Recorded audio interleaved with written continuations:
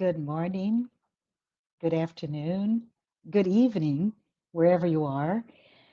I wanted to invite all of us to spend the next hour and a half with us. And I just wanted to welcome and thank you all for joining the Spiritist Talk series that is promoted by the United States Spiritist Federation every Saturday morning at 11 a.m. Eastern Time. Thank you for being here. I'm so very happy to host this very special talk. Why is that? Well, in the holiday spirit, we're here and we have invited very, very special guests representing the main Spiritist organizations in the United States who will talk about this main theme, embarking on a journey to wellness. And if I may, I'd like to just take a brief moment to make a couple of announcements. And number one, would like to announce the podcast-like series, Psychology and Spirituality, A Bridge to a Better Life, which is a series of discussions based on the works by Joanna DeAngelis. We have a new episode every Friday evening at 7 p.m. Eastern Time. And just wanted to remind everyone that the Psychology and Spirituality weekly talks are based, as I said, on the work by Jonah DeAngelis, but it is there to offer a safe space to confront, compare, correlate, and expand our concepts of spiritualities from a psychological lens, bringing insights, action tips, and real world advice to help all of us lead a better life. Please take a moment to subscribe to receive notifications of new episodes when you reach the USSF YouTube channel. The second very important announcement is that the US Spiritist Federation has launched a new Spiritist app. It is called Be My Hope, and it is available now for download either on the Apple Store or Google Play. And this brand new app offers uplifting content in a collection of videos, daily messages, as well as audio materials. Please download it now. Finally, on the screen, please note there is a QR code. And if you want to help the US Spiritist Federation produce more publications, promote Spiritism to everyone, take a moment to scan the QR code on screen for a donation. Thank you for your patience, and I would like to introduce our guests today. Welcome all of you, and here with us we have Jusara Korngold. She is represented the U.S. Spiritist Federation, and she will be speaking about inner self and well-being. Andrea Marcionetto, who is speaking from Florida, representing the Florida Spiritist Federation, will speak about how does faith promote well-being. Peter Hayes comes from the tri-state, and he will be speaking about the literature and well-being. Sonia Doi, representing the Spiritist Medical Association, and she'll be speaking about the components of well-being. And Bernadette Liao, all the way from California, who will be speaking about the mental landscape and well-being. I really appreciate all of you being here, as I said before. And it is just such an honor to have all of you here, representatives of the Spiritist organizations. And we want to give this moment for the expression of gratitude for the work, continuous work, in fact, on the dissemination of Spiritism in the English language in the US and, in fact, all over the world. And I wanted to let you know that we will have about 10 minutes per guest to talk about their topic. But if you have a question that you'd like further clarification or anything else on that main topic, please take a moment to write your question in the chat window, and they will be addressed by the speakers after the presentations. And I really welcome you to do that. This main topic, as I said before, is embarking on a journey to well-being. And we'll start now with our dear friend, Bernadette. And as I said before, she will discuss mental landscape and well-being. Bernadette, please take the front stage. Hello, everyone. It's such a joy to be here with you guys. It's about 8 o'clock in California. I'm still waking up, but it's so excited this topic. And as I'm honored to be here as I speak, I'm also learner and working on myself. I love this topic, well-being. And this chat in this next 10 minutes with me, let's think about the well-being of the mind, some examples, and what we can do to be better, to have a better life, our thinking in this very short minute. Are you ready? Okay, let's go. So, well-being. We woke up in the morning and we're like, oh, well, today's going to be an awesome day. Hope you do that, right? And stop checking internet and all the things that's going on and bombarding us with negative things. But then you go with your life and suddenly we have things that are unexpected, events, or even things that have been going on in our life with red flags, and we decide not to pay attention, and somehow it affects our mind, our body, and our soul. Of course, we are human beings, right? Those things happen to us. Then what? What are we gonna do about it? And the beauty of Spiritism is always telling us to work on ourselves. So we do know that things happen. We do know that we get upset. We do know that we get negative sometimes, but then what? And here is how Joana de Angelis help us with the book Full Life, one of my favorite books, right? I am a visual learner. When I was studying to be a teacher, I failed several times taking the test of math. I struggle understanding until a teacher helped me, and she helped me to see every word as a drawing. And then I was able to succeed. So when I'm studying, when I'm reading, I am drawing. I'm visually seeing, I'm making charts. And then when I read, come on, pray and be vigilant. Pay attention to your mind. I get it, but I don't see it. I really don't. That's my way of learning. But that Joana de Angelis helped me when she said, imagine your mind as a landscape. So if you got a paper, immediately in my mind was a paper. So I imagine here, my head is the line. I don't know if you can see, but it's okay. You imagine a line. So your mind is a landscape. And what do you do all day? You are building houses, buildings, trees. You're not even aware. Oh my gosh, I need to go to work and deal with this. Boom, here's the building. Start growing. Oh, here's the tree. And we are doing this every single day. And it's important to be aware. We have a huge city here, right? And we have some brow in our head too that we need to clear the negativity. The question is, from the moment we wake up, what kind of buildings, what kind of houses? Right now this morning, for me at least, or wherever the time you are watching it, how is your mental landscape? because this affects your well-being. This affects your day.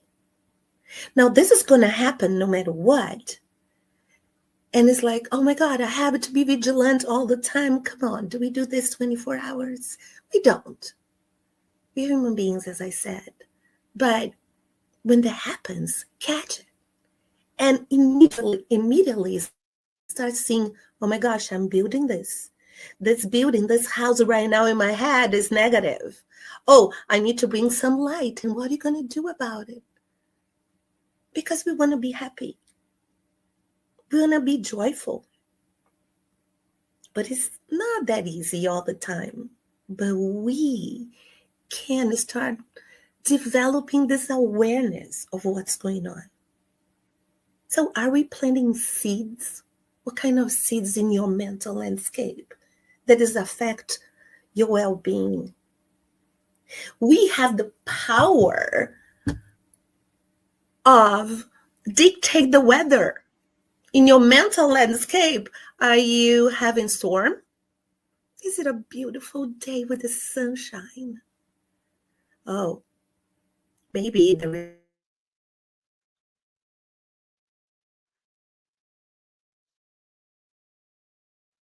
is going on. Let's become more aware of what's going on in our mind as we see our mental landscape every day. By the time we wake up, we are scanning the world. And what is going on? We are collecting all this data. It's automatically.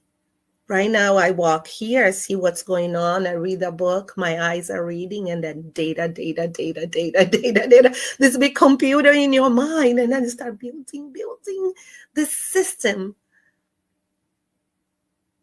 And if we don't stop just to think and take care of our mind, the things that we see, the things that we imagine, be careful what we watch, be careful the words that we say, be careful where we go, because it affects our mental landscape. So, my suggestion for you as a homework, as a teacher, I always have to give homework, can't help, sorry. Get a paper. Like I said, oh, it fell here. Divide this paper into 4 quadrants, right? And you put here morning. So probably you're seeing morning. As soon as you wake up, then here is early morning, afternoon, evening, or when you come back to home. And here's my suggestion. I've done it, and it's really interesting. As soon as you wake up, draw your mental landscape. How is your mind right now? As you start work, start drawing your mental landscape. Ooh, it starts to rain. Oh no, what's going on? Then in the afternoon, and by the time you come home, but not from a judgmental point of view. It's just so visually you can see what's going on, what happened on the day. And then you write, what triggered? Why suddenly it was calm? It was in the ocean, sunshine, eating a delicious cake or whatever it is, drink my favorite drink, just whatever gives you joy and pleasure. And suddenly here comes a storm. Was it me? Was it something from the outside? A person? Whatever it was. And then the end of the day, just draw and watch your mental landscape. Think about what caused and start working. If you realize that it's in the morning that things are worse, if you have children, come on, if you have little children, gotta go to work, I have to do this, I gotta, whatever it is. It's affecting your mental landscape and everybody. And once your well-being is affected, it affects your mental, your health, your body, which I'm sure some of our wonderful speakers are going to talk more about it. and affect people around us. And it's not only about us. We are also responsible that our actions can affect the people that we love. And deep, deep inside, we love them. We don't want it, that they'll be angry and upset or make them have a horrible day. I have parents that drop the kids at school just already yelling. Come on, go, we are late. I gotta tell your brother. And I go, honey, come here. Okay, I love you. Breathe. Let's build this beautiful day. So that's my suggestion for the mental landscape. And you can find more about this in the book Full Life from Joanna de Angelis. The topic is mental landscape. And if you have time, do your homework. I hope that this helped you a little bit more to reflect on the way we think and visually see our thoughts. Thank you. Thank you. Thank you, Bernadette, for your beautiful words and the invitation to do our own homework and draw our mental landscape. I also second your plug regarding the book A Full Life by Joanna de Angelis, which is available in English as well as in Portuguese. Thank you so much. I'd like for us to invite Peter Hayes to speak about literature of well-being. Thank you. It is a pleasure to be here with all of you. When we think of the word literature, what comes to mind? Hopefully something positive and not stodgy stuff that we were forced to read when we were in school. But literature has a very significant meaning that we can put into our daily lives. Webster's dictionary defines the word literature like this, quote, the production of written works having excellence of form or expression and dealing with ideas of permanent interest. If we think about Spiritism and its relationship to literature and well-being, then dealing with ideas of permanent interest is about making good choices by pursuing content with truthful values. When reading Spiritist literature, we should start with the good stuff. Spiritism encourages careful reflection and exploration. That's its nature. It encourages us to pursue literacy, to question and appreciate the joys of having insights and revelations about the world around us and about ourselves. And of course, putting what we learn into practice within our daily lives is most important and the hardest. But to understand Spiritism well, we should start with the essential books that provide a good foundation. Fortunately for English speakers, we have many options nowadays. That wasn't always the case since Spiritism began with the Spiritist codification in Europe and later flourished within Brazil, where more literature was added to deepen our understanding. Around 25 years ago, there were only about 5 books on Spiritism available in English, and not even the entire codification that was overseen by Allan Kardec. Today, there are nearly 200 publications, and more are forthcoming. Who produces these books? Web Publisher, Liao Publisher, the United States Spiritist Federation all provide quality books on Spiritism in English. Here are some examples of books that we should all be looking at. The Spiritist Codification, put together by Allan Kardec, is the foundation, the Bible, if you will, all 5 books. Along with that would be the publications of the Spiritist magazine during Kardec's lifetime. The years 1858 to 1863 are currently available in English. There's also books by Leon Denis, a late 19th century, early 20th century interpreter of Spiritism. There are the books by the medium Chico Xavier from Brazil, one of the greatest mediums of all time. In particular, there are works by the Spirit Emmanuel. Emmanuel in English has 2 general categories: the novels that outline examples of his past incarnations, which give you a good idea of some of his spiritual progress, and also a series of books from Emmanuel that are short chapters that are reflections on the New Testament primarily, and give you a lot of insights and are very inspirational that way. There's also from Chico Xavier the Andre Louise series. Of the 13 books available in English, they all tend to give glimpses of life in the spirit world. So if you take or think about the more abstract content of the Spiritist codification, the Andre Louise books give concrete examples of how some of this gets played out on the other side. There's also works from the medium Givaldo Franco. In particular, the works of Joanna de Angelis, which offers a lot of very useful and inspirational advice on how to deal with life today. Among those books in English are a whole series of psychology involving some of my colleagues here on this program. There is a program that you can watch on YouTube as well. There's the works of Manuel Filomeno de Miranda.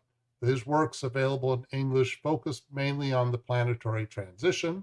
There's also the Spirit, the Spirit Amelia Rodriguez. Two of her works are available that focus on the life and wisdom of Jesus.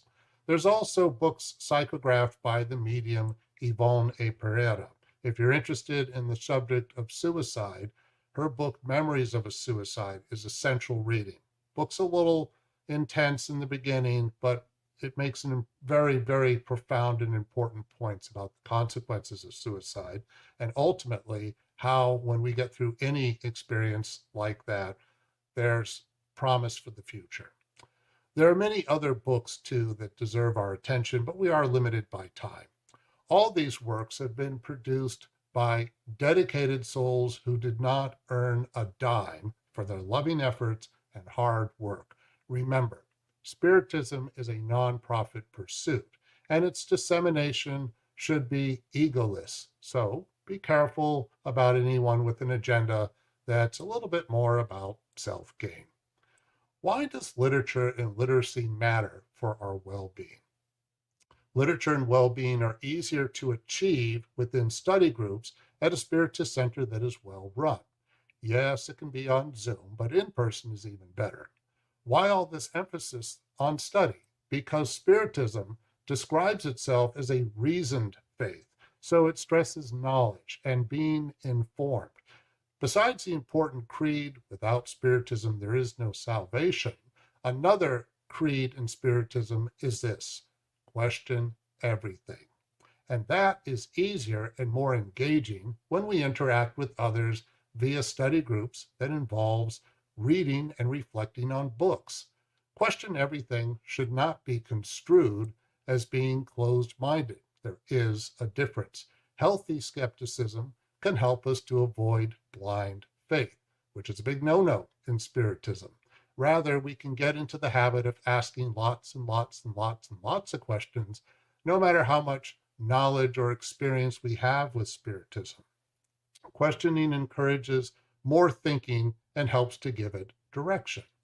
When we question everything, Spiritism encourages us to use reason and logic. This arduous process helps us to develop and deepen our faith through our own efforts. We avoid believing in something just because someone told us it was true.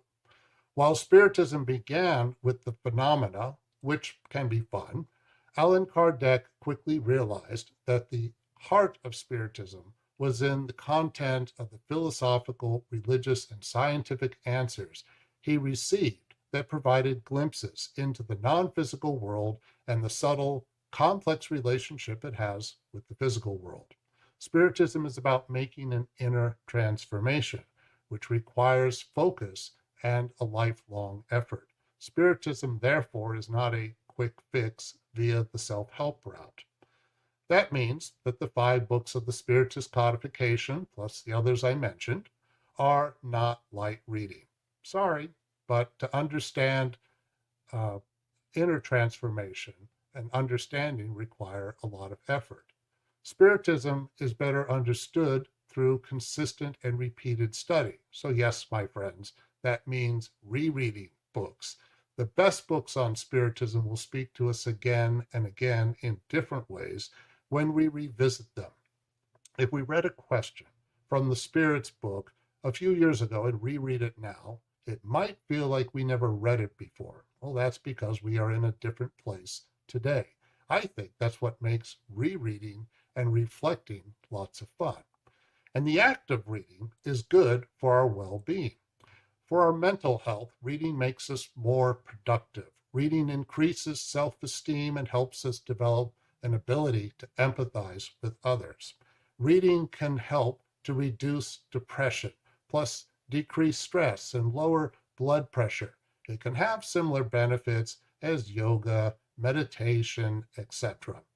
There is some evidence that reading can help with age-related cognitive issues. Elderly adults who read regularly have a, quote, 20% reduction in mortality compared to those who do not read. That's from an article on Psychology Today. Also, reading helps create more equality within a country because we are better informed, essential to any democracy. Finally, if we want to get a good night's sleep, it is important to prepare. Reading a physical book, not a computer or a cell phone, can help us get the rest that is essential to good health. There is lots of evidence that many of us suffer from a lack of sleep. A lack of sleep weakens our immune system. A lack of sleep can be related to Alzheimer's disease. It can disrupt our blood sugar levels and possibly block our coronary arteries. A lack of sleep increases the likelihood of emotional problems and makes us dangerous as drivers. So please read something spiritual and emotionally healthy before you sleep. I'm going to wrap up. My colleagues here will certainly have much to say about well-being, but I'll end with this comment about well-being from Psychology Today. Quote, well-being is the experience of health, happiness, and prosperity. It includes having good mental health, high life satisfaction, a sense of meaning or purpose, and an ability to manage stress. End quote. Literature and well-being are connected to having a purpose, which is about how we spend our time. As we engage in emotionally rewarding and healthy activities, are we pursuing stuff that does not nourish the spirit? Well, look, from time to time, there's nothing wrong with doing things that are lighter and more mindless, but time should not be taken for granted. Promoting healthier habits with our time, such as making literature a regular part of our lives, promotes inner well-being. Thank you.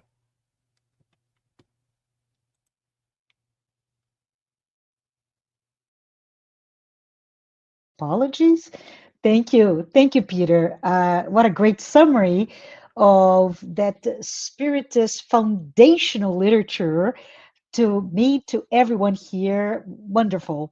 And thank you also for your explanation about the Spiritist bias toward rational faith, right? And especially appreciate you talking about your contribution toward understanding how reading in general and Spiritist literature in particular can help our health and well-being. Thank you so much, Peter. But now I would love to invite Sonia Doi to speak to us about the components of well-being. Thank you. Hello, everyone. It's a joy to be, and I'm honored to be part of this panel with my great colleagues here, great speakers. And today I'm going to be talking about the components of well-being. So,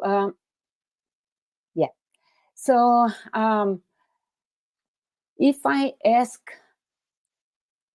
you what well-being is for you, and if I could capture all of your answers, I would probably be able to generate this huge word cloud with different answers, different types of elements.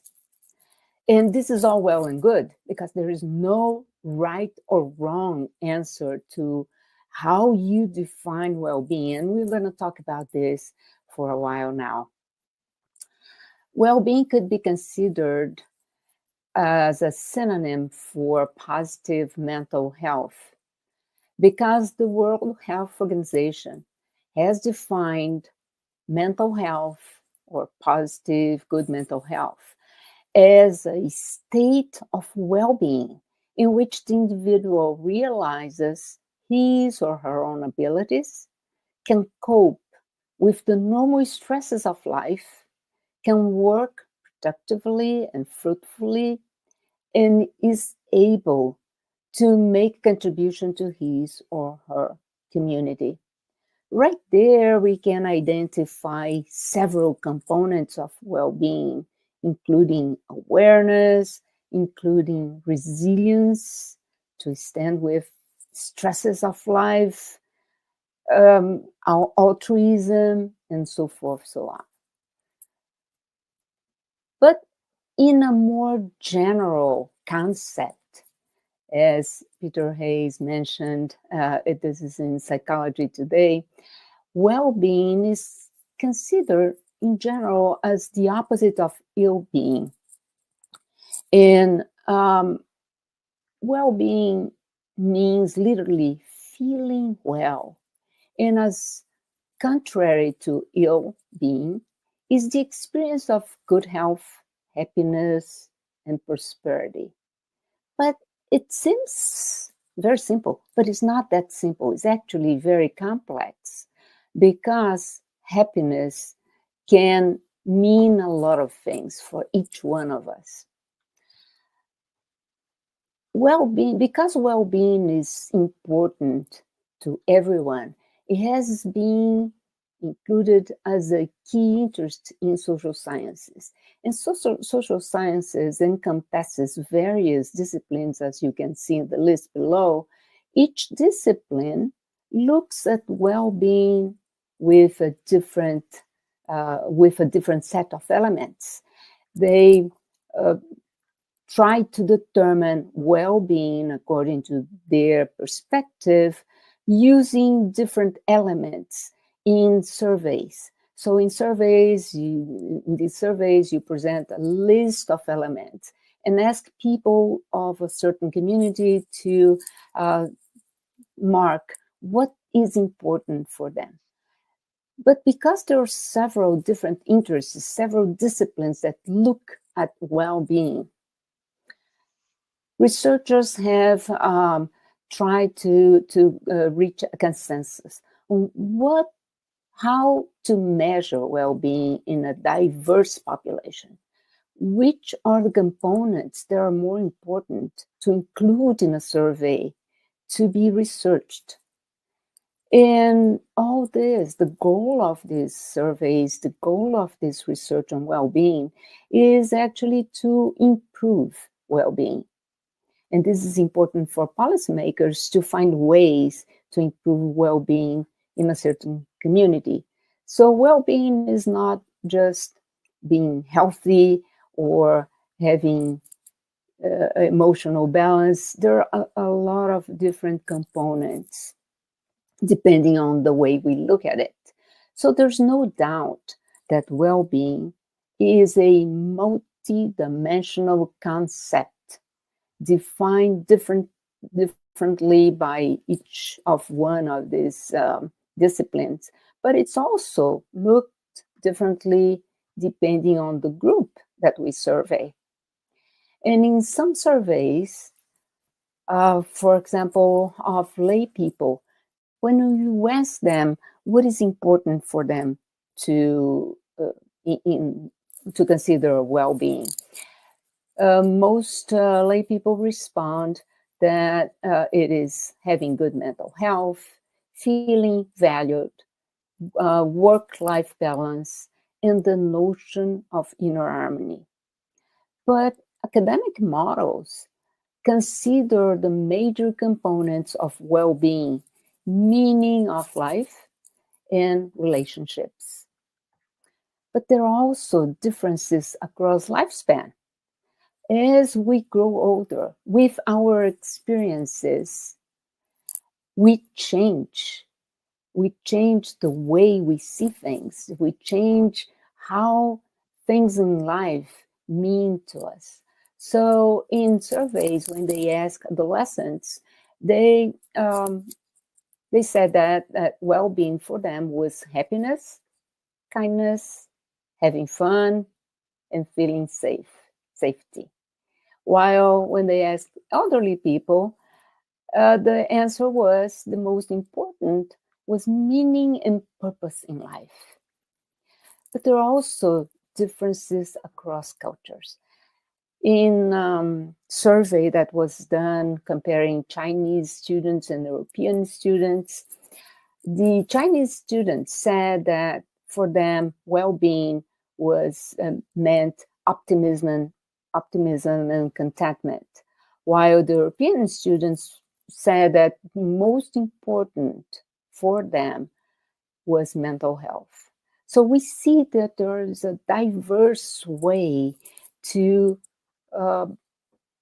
say what is the meaning of well-being, depending on who you are, where you are, different types in life, different awareness, different notions. But with all this variety of definitions of well-being, one of the most widely cited definitions in research is that well-being means how people feel and function, both on a personal and a social level, and how they evaluate their lives as a whole. This concept includes multiple elements within and across the broad categories of emotion, behavior, cognition, and relationships. How we feel, how we behave in different situations in life, how we relate to ourselves, to others, how is our awareness of life, including life, our material life, our daily lives, or life, spiritual life. So there's all this encompasses a mental, a state of mind, as Bernadette said, is a state of mind that actually defines well-being for one or another person in different ways, in different times of the day, as Bernadette said. So one of the interesting examples of this I found in this documentary movie that was shown in 2011, when they decided to run across different settings and ask people what is well-being for them, what is happiness for them. And one of the points, one of the moments that really was striking for me was when they asked this head of a family in Calcutta, are you happy? He was working and living in a condition that for many is considered miserable condition. But he said, yes, I feel happy. I have a good, loving family. I have everything I need. I am happy. And that was really striking. So, as Bernadette said, it's a state of mind. But it's very important that all this boils down, independent of how many components we can define for well-being, all this boils down to who we are and what is important for in life for us. And as presented by Peter Hayes, there's a vast spiritist literature that we can use to enlighten ourselves, to make our choices of what wellness means for us. We can find a very simple way to feel happy, to feel well, but it's really important that we use these resources, and we are going to be much better. So thank you. Thank you. Thank you, Sonia. It is truly eye-opening, right, to understand how diverse the definition of well-being is. And here goes another invitation for all of us to take stock of what and how we define our well-being, our health, and even perhaps our happiness. Thank you, Sonia. But with that, I'd like to invite Andrea Marshall Neto, who will be speaking about how faith promotes well-being. Thanks, Andrea. Good morning, everyone. Good afternoon, good evening, depending where you may find yourself today as you're listening to this presentation. I like to say hello also to everybody who may be following along the International Spiritist Council channel, TVCEI, TVCEI, and others as well. And a very big thanks to the United States Spiritist Federation for the trust on allowing me to be part of this beautiful panel of speakers. With the topic that we have, I'd say Sonia, Peter, and Bernadette made my presentation very easy, because when we're talking about faith, we are able to resort to books such as the one that I placed on the chat right now, in which I utilized it for the full 10 minutes that I'm going to be using here, which is the Genesis, Miracles, and Predictions According to Spiritism, and also the Gospel According to Spiritism. I like to ensure that perhaps you have this information to deep further into understanding this aspect of faith. The Gospel According to Spiritism, as you open the pages, the main aspect, the title, there is a very profound, impactful phrase that says, unshakable faith is only the kind that can stand face to face with reason in all human aspects. This is a very deep sentence, and we are going to understand this by the time I'm done, I hope. I utilized this website, which is called the National Center for Biotechnology Information. I was inspired by Dr. Sonia Doi on researching this and ensuring that science is presented in such a way that finally we are able to catch up with the information that came to light with the release of the book, the Spirit's book, in 1857. The Center for Biotechnology Information states, religiousness and spirituality are consistently linked with positive indicators of well-being, but the mechanisms behind these associations remain largely unknown. Not true, however, because the mechanisms behind these associations of the positive indicators of well-being that faith brings about is actually presented in the book that we mentioned, Genesis, Miracles, and Predictions According to Spiritism. There is a chapter entitled The Character of the Spiritist Revelation, which is chapter 1, in which there is a question posed. What is the authenticity of these revelations based upon? And so we are presented with the following. A body of knowledge that is not imposed upon blind faith, but rather that is deduced through human endeavor from the observation of the phenomena that the spirits place right before our eyes, and also from the teachings that they give. Teachings that people can study, comment, compare, and from which they themselves draw the conclusions and applications. This is why the phrase unshakable faith is only the kind that can stand face to face with reasons in all human epochs starts making sense to us. One body of knowledge in which we ourselves are able to conclude and apply the teachings in a way that we draw a rational faith. And to illustrate what I'm talking about, I resorted to the chapter in which Allan Kardec presents the healings. For example, one that is very well known is the loss of blood. A woman who had been afflicted for years by the loss of blood, actually 12 years.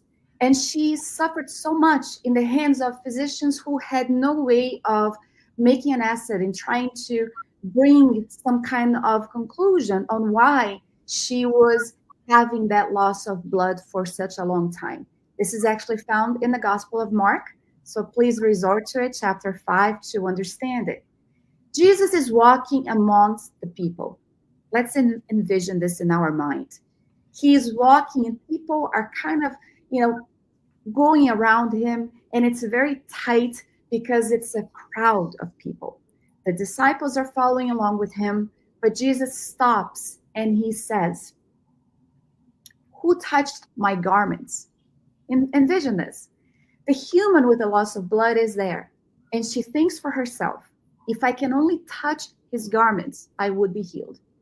And she touches his garment, his tunic, not his leg, not his feet, nothing, just the tunic. And her faith so profound that when she does that, something amazing happens between her and between the master. Jesus stops and says, "Who touched me?"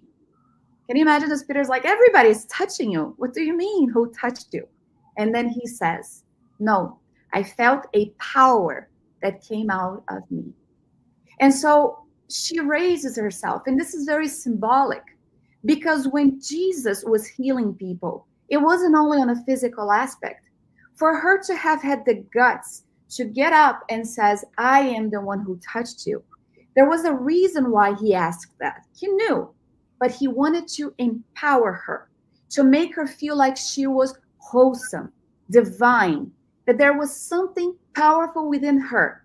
And so the gospel according to Spiritism, when it talks about faith, explains this mechanisms. But let's go to the scientific aspect of it found in the Genesis. It states, given as a therapeutic matter, the fluid must reach the organic disorder in order to repair it. It can be directed towards the illness by the healer's will. Jesus was in constant healing will, desire of being of assistance to everyone who were suffering, whichever case it might be. And it can also be attracted by the ardent desire, the trust, in other words, the faith of the person who is ill. With respect to this fluidic current, this is what they utilize. When she touches his garment, there is an exchange of fluidic current. You may call it energy. You may call it what you desire, which may make sense to you. But in Genesis, it says the fluidic current, the former act likes a force pump. So Jesus acts as that force pump, whereas the woman who had a loss of blood acts like a suction pump. So it's this exchange that happens. And Allan Kardec states, sometimes it is necessary for both actions to occur simultaneously, while at other times, just one is enough. But in this sense, in this moment, they bring to us this ability that we have to be a attracting pump, a suction pump in a good way. And so the gospel according to Spiritism is going to say, the power of faith receives a direct and special application in magnetic action, in the healing of hands when we are at the Spiritist Center. If we sit there and we are not connected, we don't have that ardent desire to feel the healing, it's as if we are under a rainstorm and we are not only using a shower cap, we are also using an umbrella. So the healing energies does not apply, does not penetrate the molecules, the cells of our perispiritual body to have an impact on the physical one. Whereas if I am sitting there in a position where I am in that ardent desire to be a suction pump, I will be able to receive it according to the law of cause and effect, according to the merit that I may have already received. So through faith, we act upon the fluid, that universal agent that is explained in a lot of details in Genesis, Miracles and Predictions according to Spiritism. So it modifies the qualities and it gives it an impulse that is irresistible, so to speak. And it continues. Those who combine a normally large fluidic power with an ardent faith can solely, by their will directed toward the good, perform the remarkable phenomena of healing. And if I am also in the opposite end, I may be able to do the very same. It is a natural law. This is why Jesus brought us a lesson that he says, when the disciples asked, why is it that we couldn't heal? He says, you could not heal it because you did not have faith. So we see that faith is actually applied on both ends of the spectrum. Jesus was writing saying, your faith has saved you. He empowers the human being because he was very aware, he was very knowledgeable of the fact that we were all destined to plenitude, to the healing. Sometimes not of the physical body, but of our soul, which case in the book, Light of the World, not yet translated by the spirit author, Amelia Rodriguez, she narrates a case in which a woman who was paralytic went to see Jesus and came back not healed. And people are like, well, what happened? And she states, the healing that he provided me actually made my faith a lot stronger. The healing that occurred was of my soul. So just to finalize this, we see a case also in which he healed 10 lepers and only one came back to thank him. And Jesus asked, where are the other 9? No one came back to give glory to God except that one person. And so he says to the one who was a Samaritan. Samaritans at that time were more or less like Protestants with respect to Catholics. There was a difference, but were despised by the Jews. And that one Samaritan who was despised came back to give thanks. And Jesus says, your faith has saved you. And that is found in the Gospel of Luke, chapter 17. On that note, I'm going to give back the word to our hostess with the mostest, Marcia. And thank you guys for the attention and the opportunity. Thank you, Andrea. Wow, what inspiring words to all of us about faith, right? As Andrea offered us this perspective that the Spiritist body of work brings this rational faith as a bridge to our well-being through knowledge, through opportunities as well for self-healing. Thank you so much, Andrea. But last but not least, by all means, I would like to invite Jussara Corngo to speak about inner self and well-being. Thank you, Marcia. I feel so inspired. Thank you so much for everyone. And if I had to say what well-being means to me, it means to be able to partake of moments such as this one, to be able to learn, to be among friends, brothers and sisters of ideal for decades, and to be able to answer the call to be part of a group such as this. When Peter mentioned the fact that we can definitely be following all the studies and everything virtually, he also said about the importance of us gathering together. And we have to remember that the charcoal, when they is moved away from the fire, it goes out. So this is why we need to be together, not to let our fire expire and goes out, and always be inspired by each other. And when we talk about inner self and well-being, of course, I had to bring help. So I got help from Joana de Angelis, which was gifted to me at the Congress of Joana de Angelis that we had in Uberaba, and she's adorable.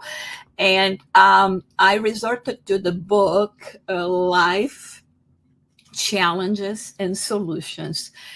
And it's so amazing when she talks about the spiritual awakening, the self-awakening, how, we work on our inner self. For starters, of course, it is a matter of choice.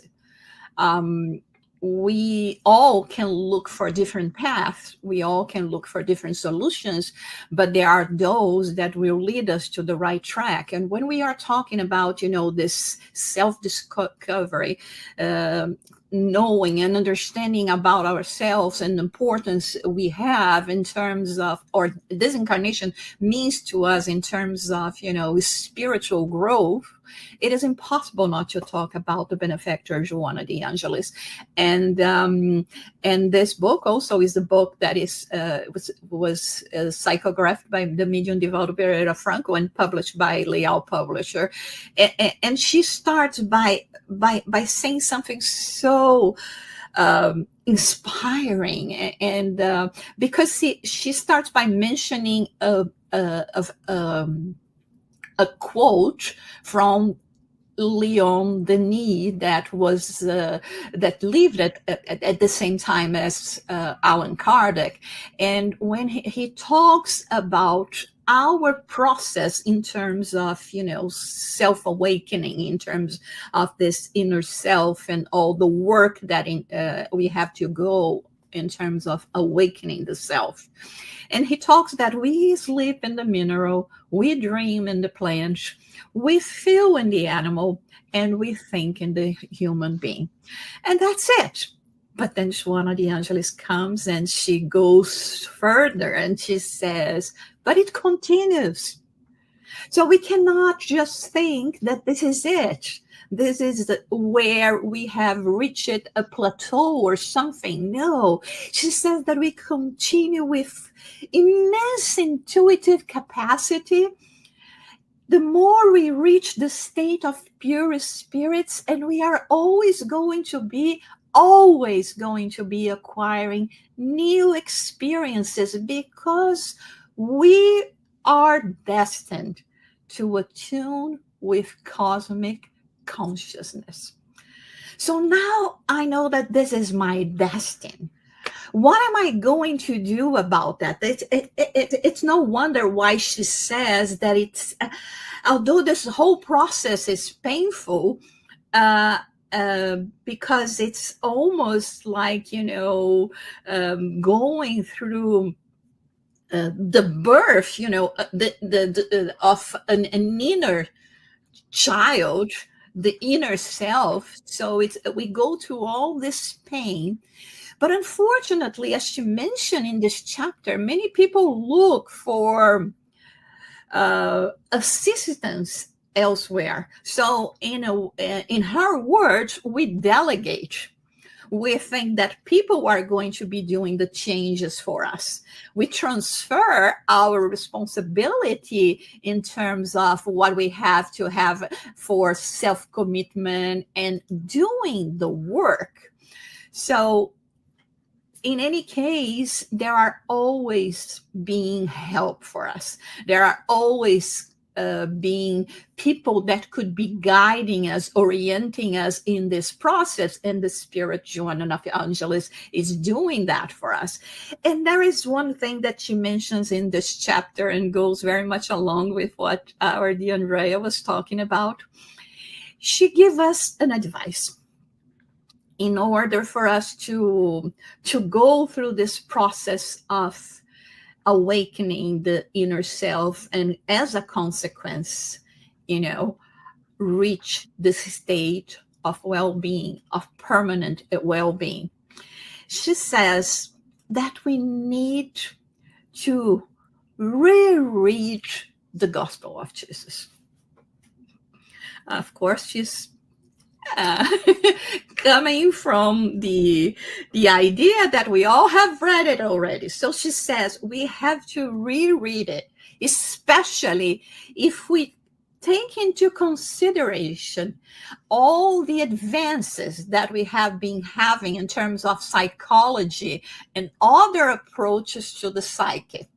So this is, is using science, using what we currently have at our disposal in the field of science, in the field of spirituality, in the field of learning and understanding that we are immortal spirits.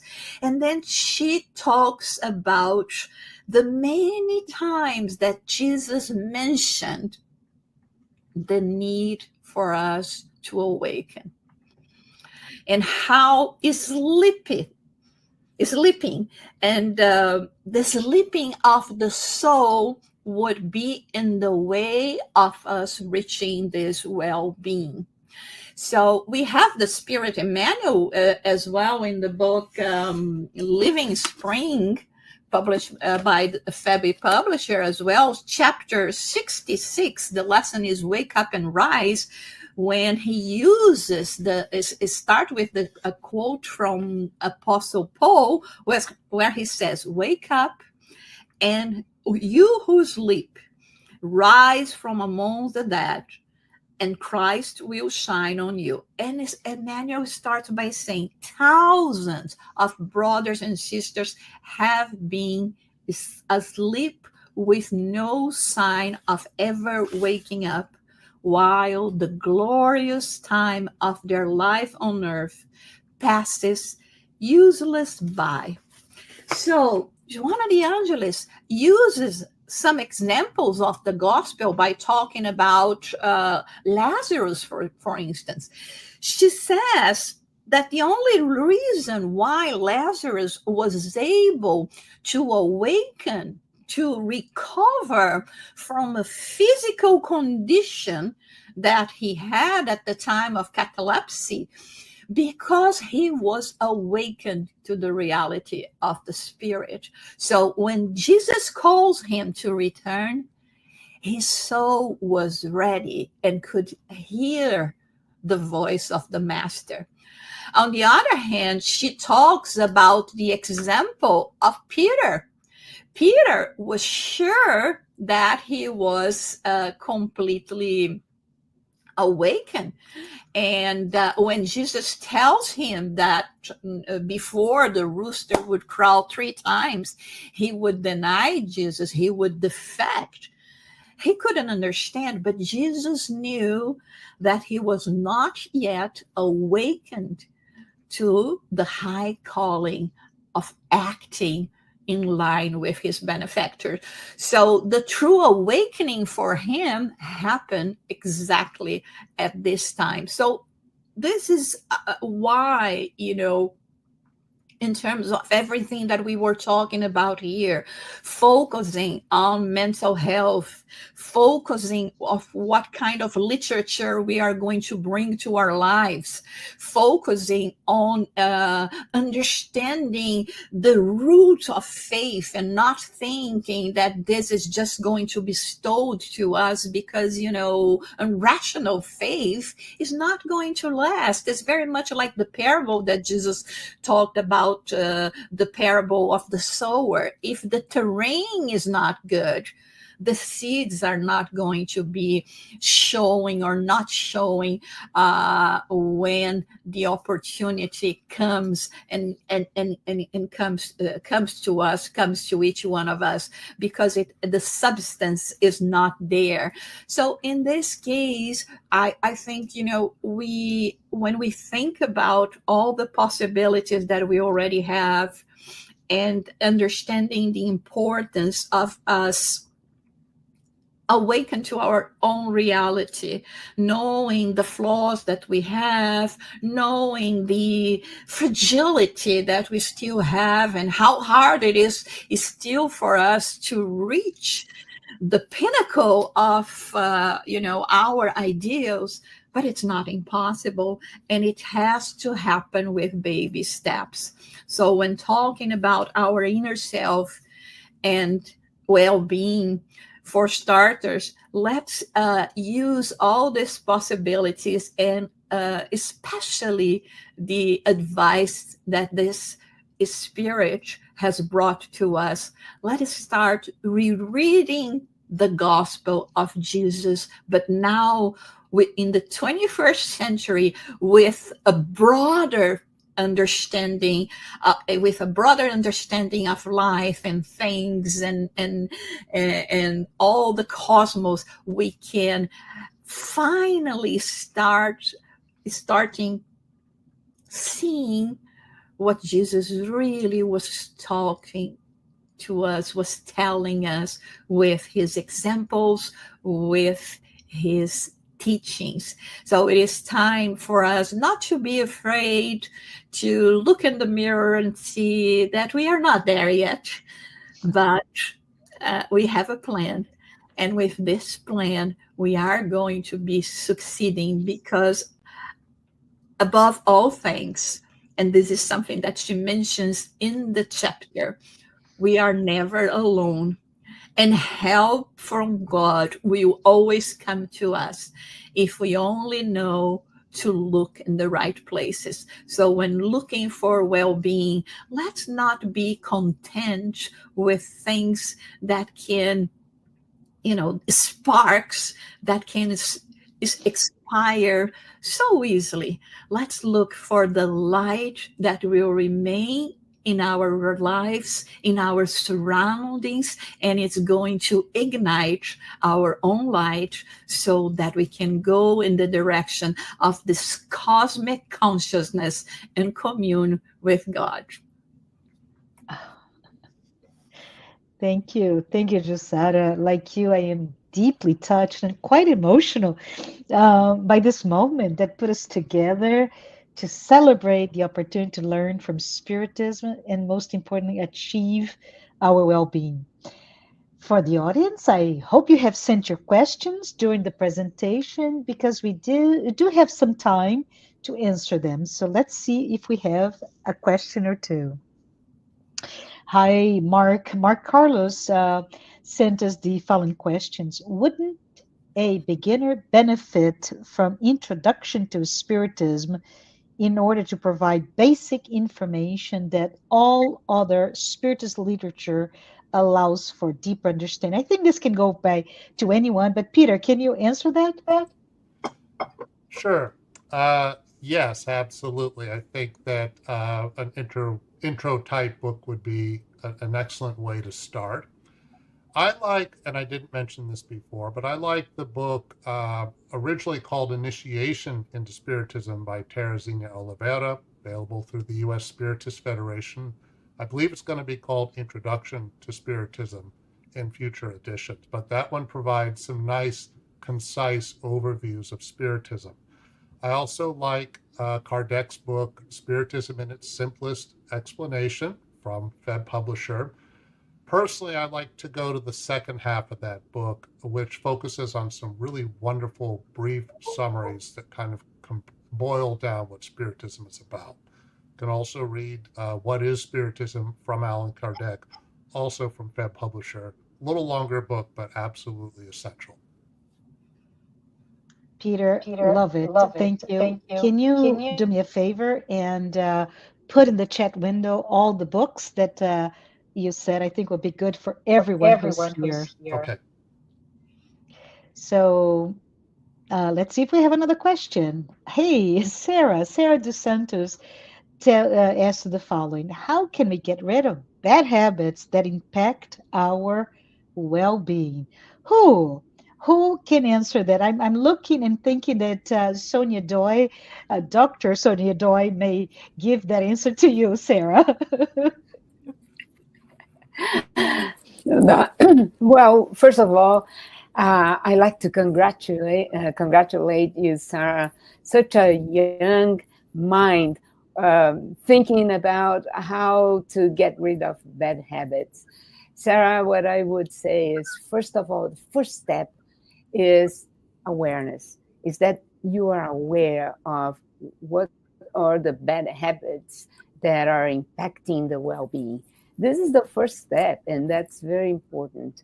Then it doesn't go away immediately. It needs to the experience of every day trying to work on changing that bad habit to a good habit. So it's an everyday exercise. and it may take a long time, but it's worthwhile. It's important also that you find inspiration from literature, from all the books, for example, that Peter Hayes beautifully showed in his presentation. All those books, especially Joana de Angelis, but so many other books, can give you inspiration on how to change that bad habit. And also finding support from the spiritist groups. And what I would also maybe inspire you to do is to build a group within your youth group in the Spiritist Center as a supporting group to help one another on how to change bad habits and improve well-being. That's very important. Thank you so much, Sarah, and congratulations on your inspired question. Thank you. Thank you, Sarah. Thank you, Sonia. And I would just let you know that many centers throughout the world are studying Joana de Angelis, right? And one of the favorite ones right now for me is the Integral Human Being. And it's about being kind and accept all of who you are, the good, the bad, and the ugly. Those are my words, not Joanna's. So let us look at our within and accept our shadow, but bring it up so that we can expand our consciousness. So love it. Love, as you said, Sonia, the such a young person aware of all the things that can come to us. So thank you, Sarah. Let's see if we have another question. There are some people to whom faith comes naturally, but others struggle to achieve it. Why do you think this happened, Andrea? This is a very common question whenever we have a presentation or study group in which this question is brought up, and there is a very good reason for that. I struggled with that a lot. Perhaps I may even find others who have the same issues, but I would like to talk about my mother-in-law. She's pretty amazing. She's Catholic, and her faith is something quite profound. Whenever I have an issue, I do pray, but I ask her to do the same because I believe that her Wi-Fi is stronger than mine. She has 5 bars, I have 1 and 2. So this happens to a lot of people. But this is what the gospel, according to Spiritism on chapter 19, faith moves mountain states. It says that faith cannot be prescribed. Faith cannot be imposed. It is not the faith that should seek out people, but rather people should seek out faith. And the gospel, according to Spiritism, states that we seek it with sincere feelings, we will find it. But then there is this thing in which it talks about how faith comes very natural to some people, whereas others have a difficult time reaching it. And I'm going to resort to it because their words is better than mine. It says, for some individuals, faith almost seems to be innate. A spark is enough to develop it. Whereas others, the spiritual truths are difficult to absorb. So when there is a difficulty absorbing it, they are talking about this ability to process and understand the mechanism behind it, which comes with progress. As we progress, faith becomes deeper and deeper, this innate feeling within. Some people have already developed it from other existences, where others are still catching up. And that is okay also. It says some have already understood and believed it. Upon being reborn, they bring with them that intuition. They have accomplished their education. Some people, like me, have to learn everything. We are not yet able to accomplish this education in one life, but we do not give up. And if we don't do it in this life, we are going to continue that education, not only in the errant state, meaning the time in which we find ourselves between reincarnation, but also in a future one. They state that faith requires a foundation, and a foundation is the perfect understanding of that which is to be believed, and also not only able to see it, but also above everything, able to understand it, which is why Spiritism, like our friend Peter stated, talks so much about the aspect of blind faith and rational one. The rational one is the appropriate faith for this century, is what the Gospel according to Spiritism states.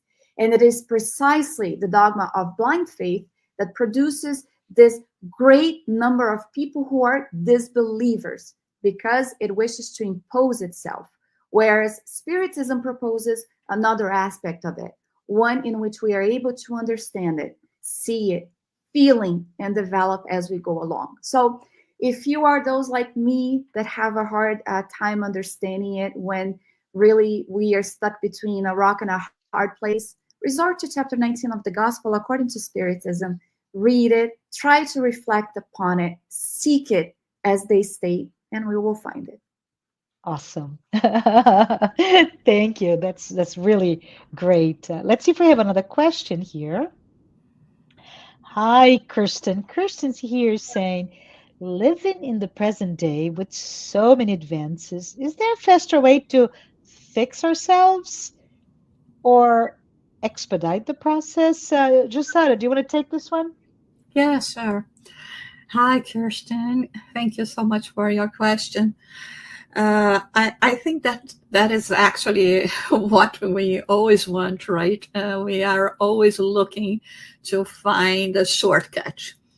And when we were talking about faith, and Andrea just mentioned again to us, there is no shortcut. You may want it, you may know this is the right thing, the right path to go, but unless you go through it, there is no way we are going to achieve things. Or when I was talking about the things like, the self-awareness, all this process of bettering oneself, we cannot delegate that. It's our own responsibility. But having said that, we today have so much help in terms of instruments that are at our disposal for us to advance, to expedite our process. So as you said, which is, look for the good literature, be with people that is going to inspire you, be there for people who are in need, and be grateful as well when people are there for you in difficult times. It's again, like I said when I was talking, a matter of choosing our own path. So making choices. And I think today, more than any time before, we have this possibility. We have so many houses of assistance, of spiritual assistance, even in this country. We have so many groups and spiritist centers. And today, all this literature that we already have available into English, it will take a lifetime for us to go through all of them. So let's not say, oh, it's not enough. Only that, you have only about 200. Oh my God, 200 can take your whole time, your whole lifetime now to go through them. And I guarantee you those 200 are the top of the line, right? And I think we also have the lives. We also have, all the study groups, virtual study groups that we have. So today we have a lot. And if we look in the right place, we will see how much goodness has been happening in the world. Because I'm in the field of not-for-profit, it's been a while. So this that I heard this, but you can only imagine that it amount has grown so much. There are over 2 million organizations dedicated to goodness in the world. And so imagine 2 million 2 million organizations, and the speaker was saying that if we were to be reading the names of each one of them, passing on the screen, we would need to be there 24/7 during 30 days. So there is a lot of goodness happening in the world. We just have to focus on that. And in this sense, I think that when we surround ourselves with goodness, with good thoughts, like for instance, now everyone is talking about the wars. So instead of being one more that is living with fear because we do not have the faith that we should, let us be the ones that will say, Jesus is in the command of planet Earth. And so I have faith, and I will be surrounding myself with everything that can help me grow, because when I grow, I help others grow as well. That is awesome. Thank you. Thank you, Jusara. I think we're about to the end of our time together. And let me just give another minute. If not, I wanted to say thank you. Thank you, everyone. Thank you for giving the details in the chat. I think it's going to happen. And wanted to just really take a moment to just say thank you for all of those who spend this time with us today, right? And for everyone who gave your reflections provided either by your feedback, your questions, as well as those answers. I wanted to also thank everyone that continue to come to our weekly Spiritist Talk series. And next week, December 16th, at 11 a.m. Eastern, please come back and don't miss the topic that Joyce Magalhães will be discussing.